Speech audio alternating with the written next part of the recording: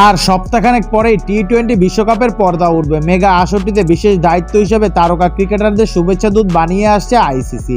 সেই তালিকায় এবার যুক্ত হলেন পাকিস্তানের কিংবদন্তি অলরাউন্ডার শহীদ আফ্রিদি, ওয়েস্ট ইন্ডিজের সাবেক তারকা ক্রিস গেইল, সাবেক ভারতীয় অলরাউন্ডার যুবরাজ সিং ও কিংবদন্তি গতিমানব উসাইন বোল্টের পর আফ্রিদিকে দূত করা হয়েছে।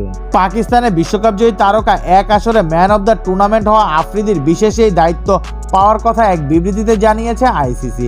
সাবেক এই অলরাউন্ডার 2007 ও 2009 টি-20 বিশ্বকাপে পাকিস্তানের ফাইনাল খেলার অন্যতম নায়ক। এর মধ্যে দ্বিতীয় ফাইনালে তারা প্রথমবারের মতো সংক্ষিপ্ত ফরম্যাটের বিশ্ব শিরোপা জিতে।